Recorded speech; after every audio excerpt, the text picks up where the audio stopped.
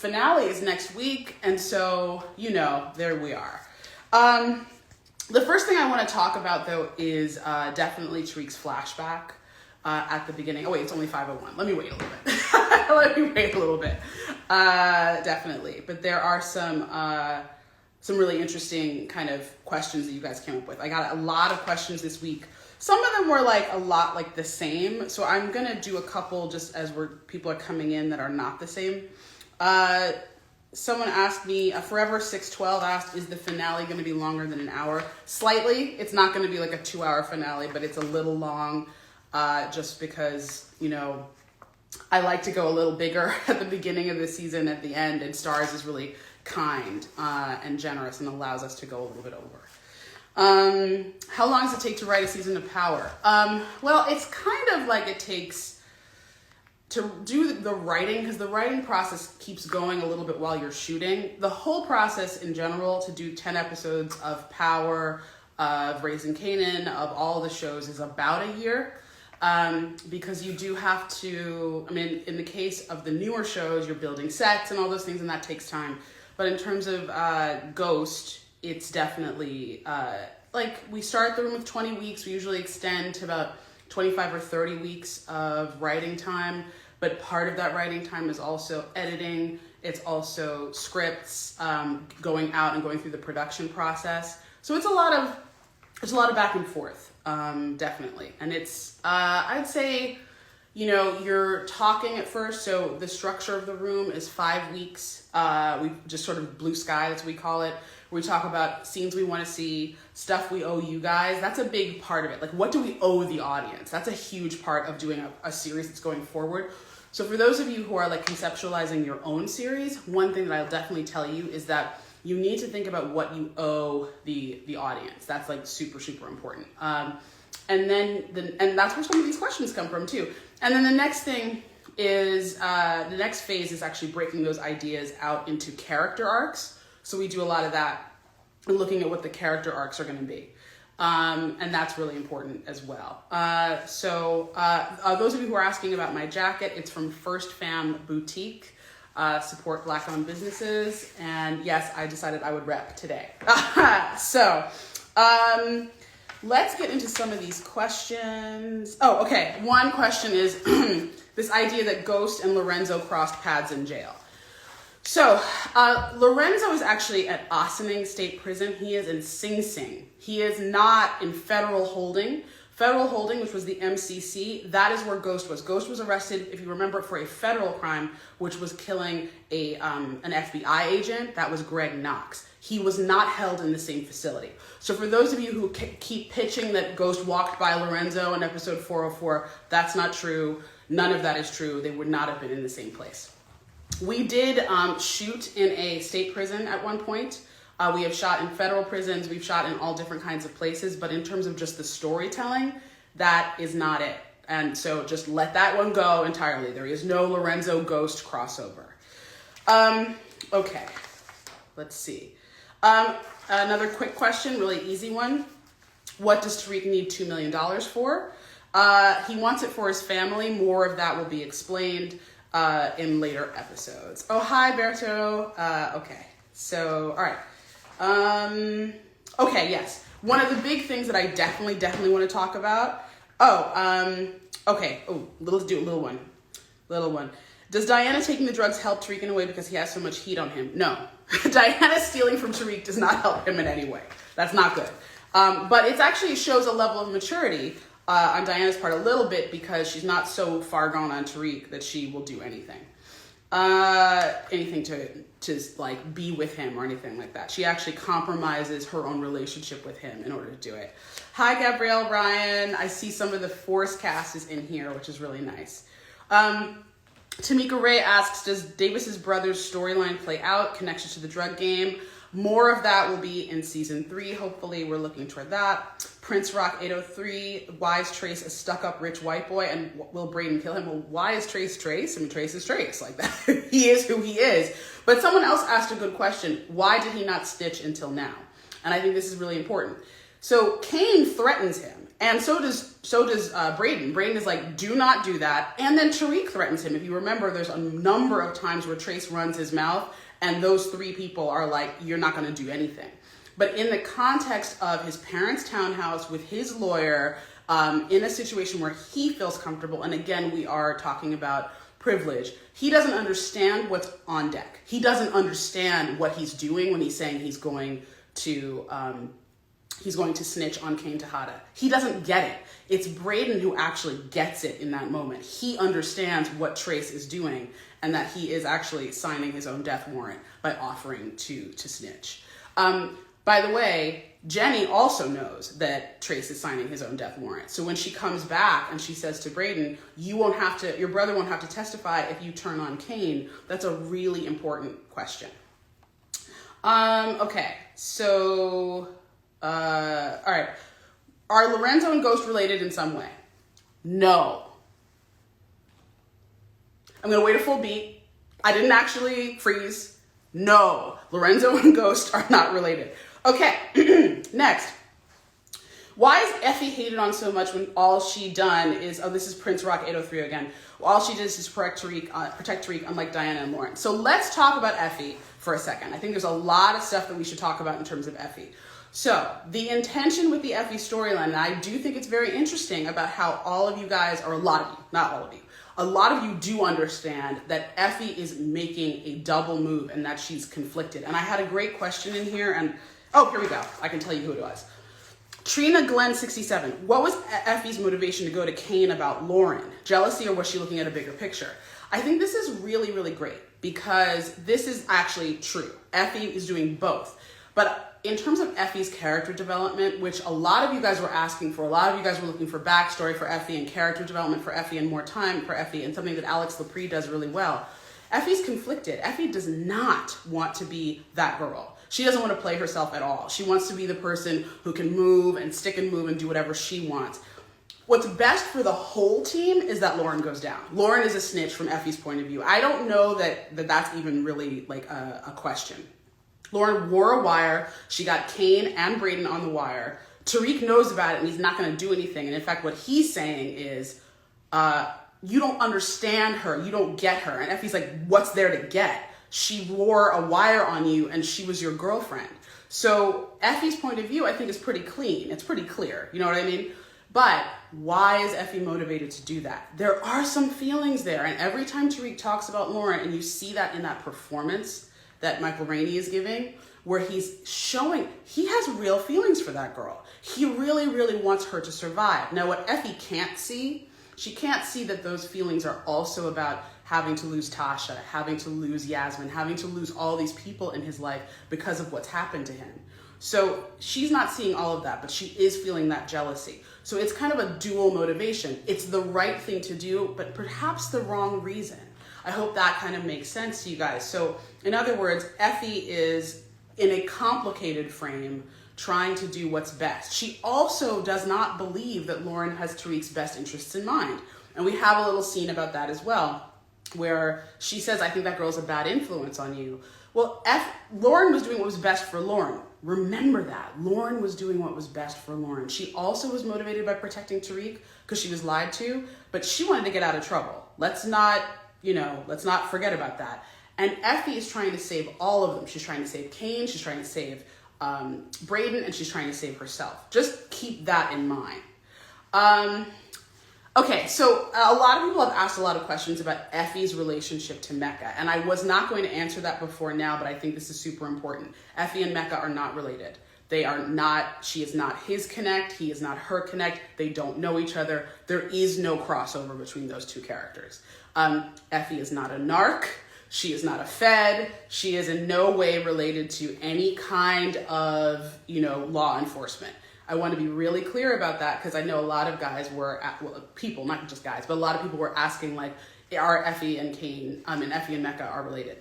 I want to say something in general about that. We cast the best actors for the show, and we try to get the best people to play those parts. If occasionally those people look somewhat alike, that doesn't necessarily mean that we are trying to tell a story with that.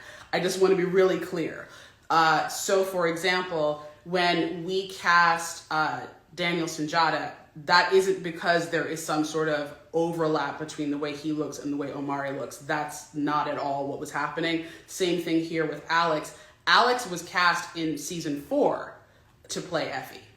One other thing just about Daniel Sunjata and Omari, which is not really about them, but about their characters. If you guys remember, Ghost is from Queens. He's from Queens, just like Tommy. They're from Jamaica, actually. Dante and Monet grew up in Brooklyn. Another time I'm not frozen, just want to point that out.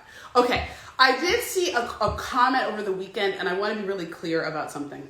Someone said that Ghost and Tommy look so much younger than Mecca and Monet, and they were getting all the timeline stuff confused.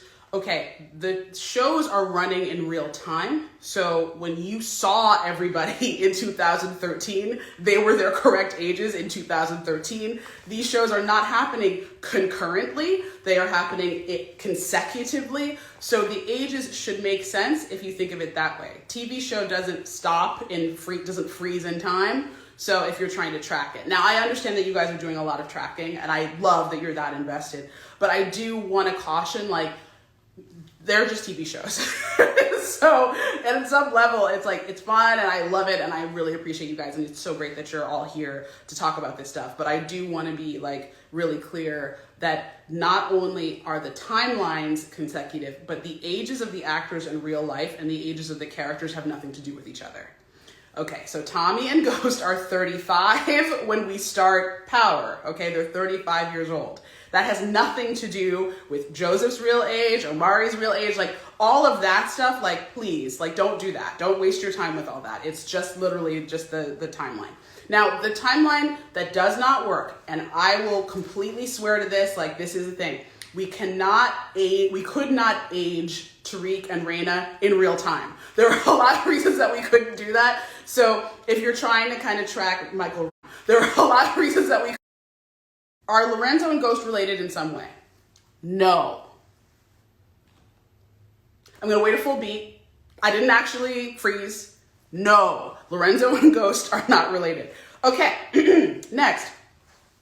Why is Effie hated on so much when all she done is, this is Prince Rock 803 again. All she did is protect Tariq, unlike Diana and Lauren. So let's talk about Effie for a second. I think there's a lot of stuff that we should talk about in terms of Effie. So the intention with the Effie storyline, and I do think it's very interesting about how all of you guys, or a lot of you, not all of you, a lot of you do understand that Effie is making a double move and that she's conflicted. And I had a great question in here, and here we go. I can tell you who it was. Trina Glenn 67. What was Effie's motivation to go to Kane about Lauren? Jealousy, or was she looking at a bigger picture?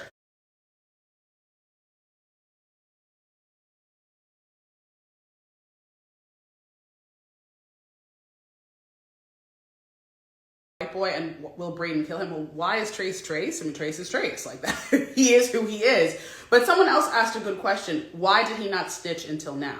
And I think this is really important. So Kane threatens him, and so does Braden. Braden is do not do that. And then Tariq threatens him. If you remember, there's a number of times where Trace runs his mouth, and those three people are you're not going to do anything. But in the context of his parents' townhouse with his lawyer, in a situation where he feels comfortable, and again, we are talking about privilege, he doesn't understand what's on deck. He doesn't understand what he's doing when he's saying he's going to snitch on Kane Tejada. He doesn't get it. It's Braden who actually gets it in that moment. He understands what Trace is doing and that he is actually signing his own death warrant by offering to snitch. By the way, Jenny also knows that Trace is signing his own death warrant. So when she comes back and she says to Braden, your brother won't have to testify if you turn on Kane, that's a really important question. Okay, so, all right. Are Lorenzo and Ghost related in some way? No. I'm going to wait a full beat. I didn't actually freeze. No. Lorenzo and Ghost are not related. Okay, next. Why is Effie hated on so much when all she done is, this is Prince Rock 803 again. All she did is protect Tariq, unlike Diana and Lauren. So let's talk about Effie for a second. I think there's a lot of stuff that we should talk about in terms of Effie.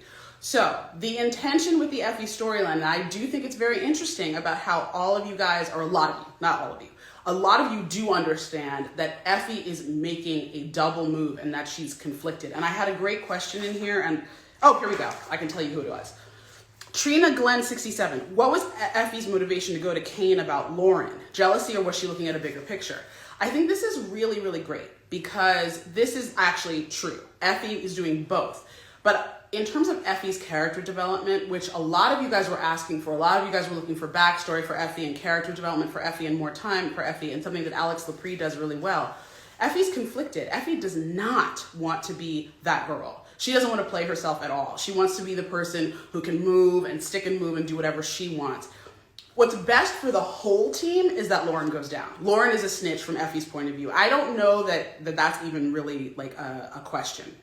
Lauren wore a wire. She got Kane and Brayden on the wire. Tariq knows about it and he's not going to do anything. And in fact, what he's saying is, you don't understand her. You don't get her. And Effie's like, what's there to get? She wore a wire on you and she was your girlfriend.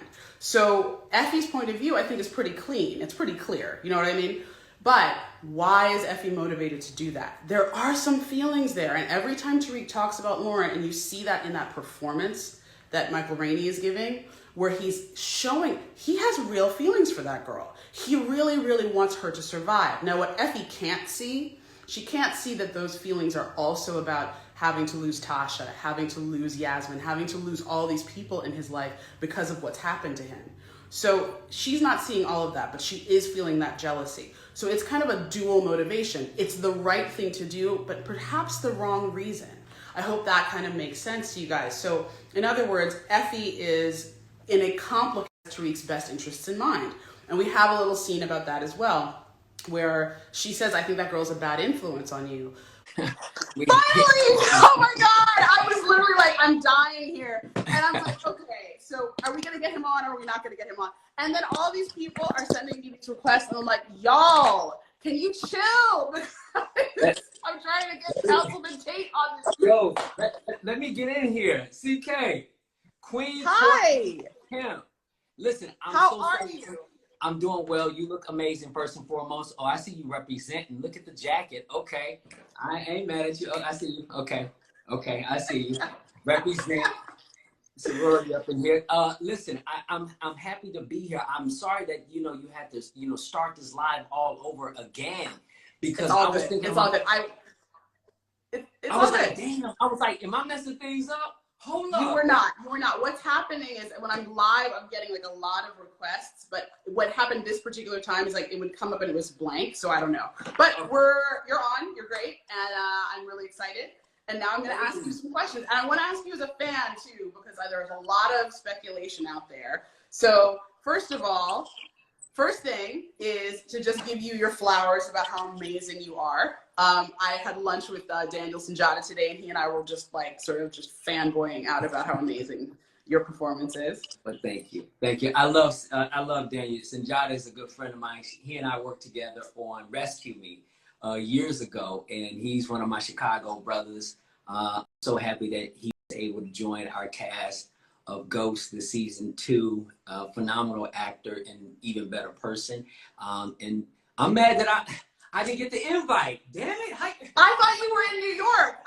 That's why I was like, it's at 8:15 because I thought you were in New York. But you know what? He's one of my favorite people. And I just got to say, just so all of your followers will know that Courtney A Kemp is literally one of my most, what can I say? She's one of my favorite people on the planet. You know what I'm saying? I mean, I love you dearly. You know that. You are phenomenal for all that you have done for not only this cast, but the crew, your writing teams, the people that you have always elevated. I got to give you your flowers. And we talk about this all the time, how like Courtney just keeps elevating people and giving opportunities.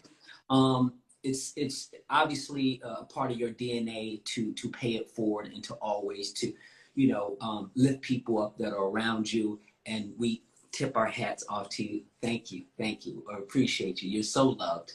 You're so loved.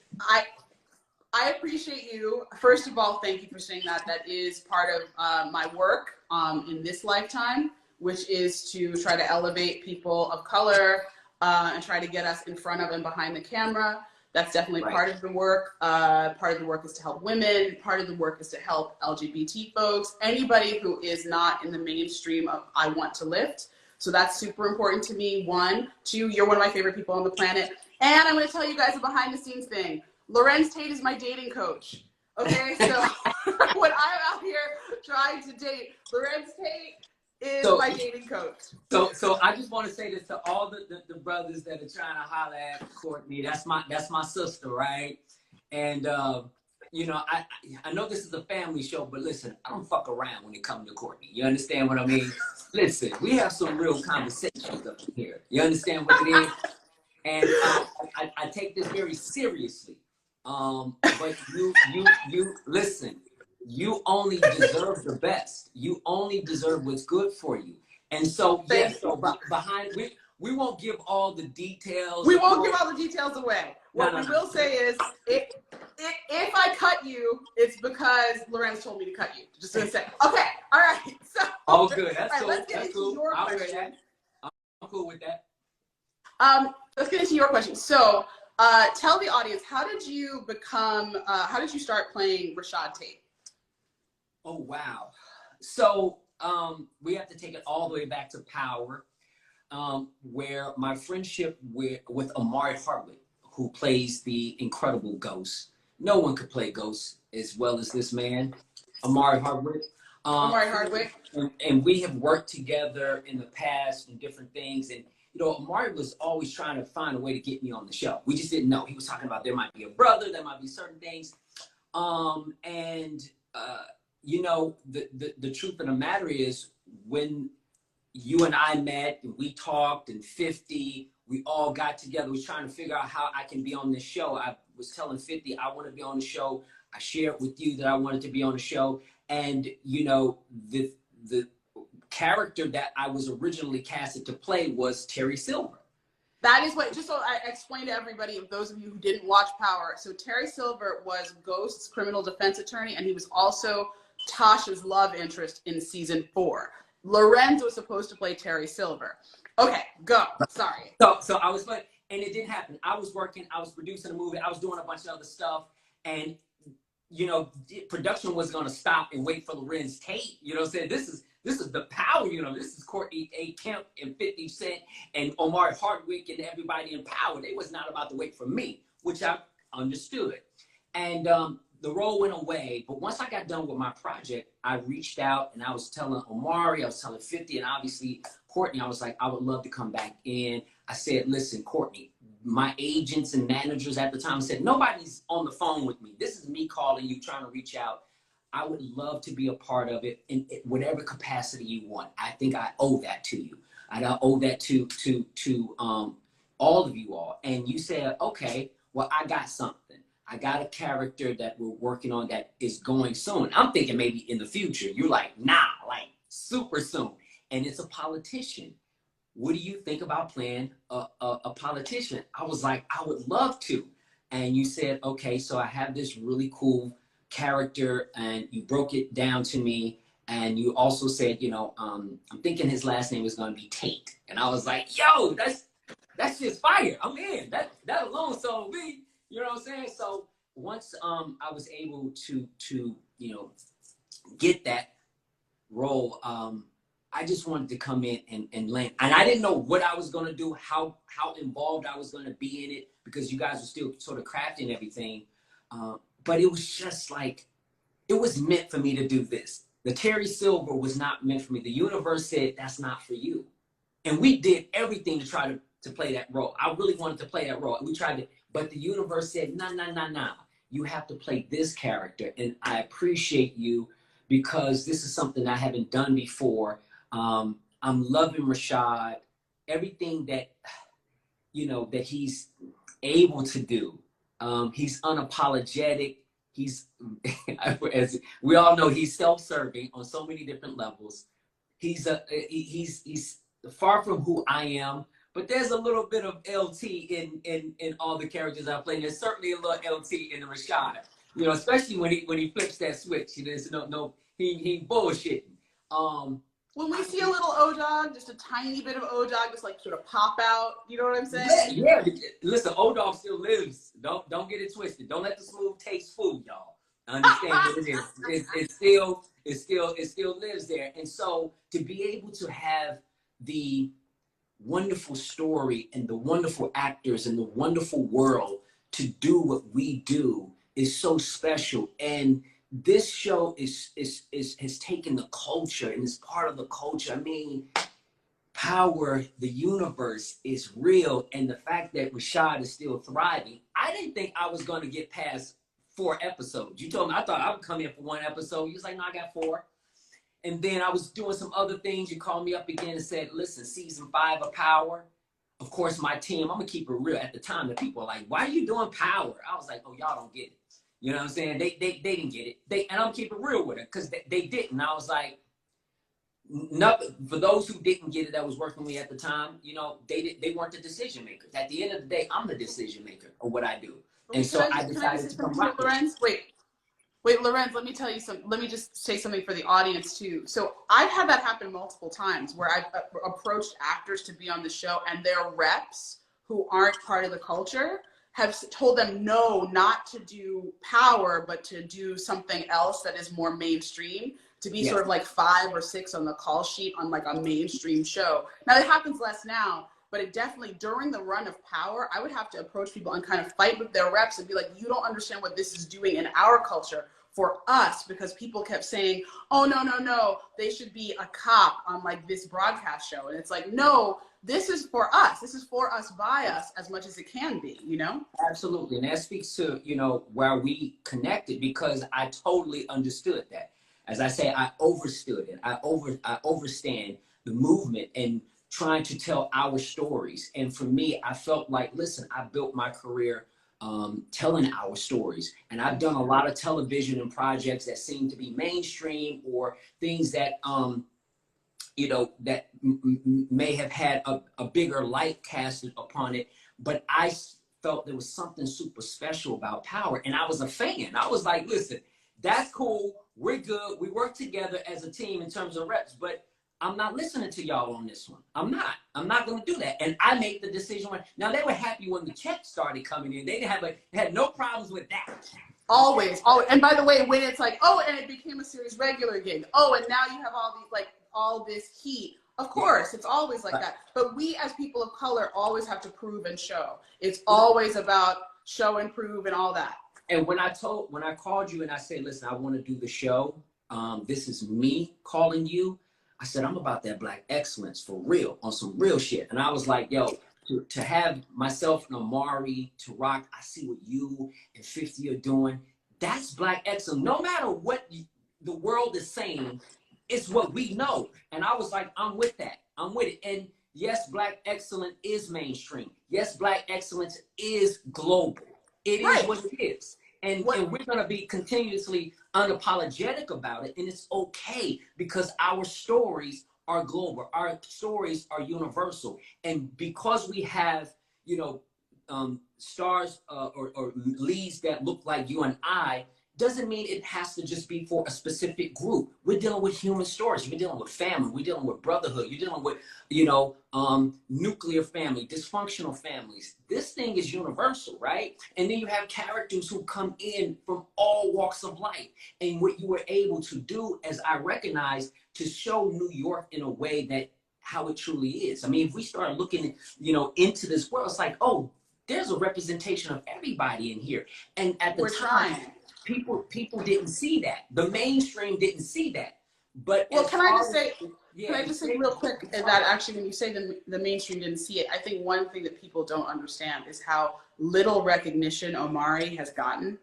Like, he's gotten so little recognition for what he did in Power. Like, it is crazy to me. Like, I just, you know, if y'all are out there, hit the likes, because this is the reality, is that, you know, if Omari was doing this on a show that was considered mainstream, if we had been in the spotlight from the beginning, like, people would have really, you know, it would have been everywhere. And it's just it's heartbreaking to see, for me, how little people have taken that in, or have taken in what 50's done. because, you know, the power shows plus BMF, how many people of color he's put on screen, how many people, and then his other shows that aren't on Stars. Like, it's just, you know, I mean, we've been trying to do this out here for a minute. You have shown how to do it, right? You know, all of you. Amari deserves all the accolades and the flowers in it because he's incredibly talented. He's incredibly gifted. He is a star, and he should be deemed as one and seen as one. But it's okay because we recognize him and we see him as the top. And so, as with you and 50, with 50 is just, you know, doing an incredible job at all the things that he's doing, and as you point out, you know, creating opportunities in a place where a lot of opportunities don't often happen for people who look like us, and to do it at a high level. Now, keep in mind that when we talk about this, this is qualified. You know, this is all quality. This is high quality, and you guys didn't early on. The shows didn't get the kind of recognition that it is gotten now, and a large part of that has to do with the fans. The people who support the show. That is what this was about. That's who really helps push this all through, are the fans, the diehard fans and we thank you, because without the support of the audiences who felt like they were being represented, entertained, connected, you doing all of the things that you're doing, like your lives and communicating, people, showrunners and creators don't really do what you're doing. They don't sit up and really try to connect with the audiences. It's because we care. It's because we care. That is absolutely right. That's why I do this, because it's because I care. All right, I'm going to ask you one last question. Well, actually two, real quick. Okay, so the first one, because it's a behind the scenes thing, who is your favorite person to work with on Ghost? Now, we know about O, because that was like, that's your homie, right? But like, who's your favorite person to do scenes with on Ghost? No question, Lamar Tate. Lamar Tate, my brother. I walked right into that one, right? I walked right into that one. I love. And you can't answer any other way, right? I can't answer it any other way. And I want to say thank you for writing Lamar onto the show and bringing him in.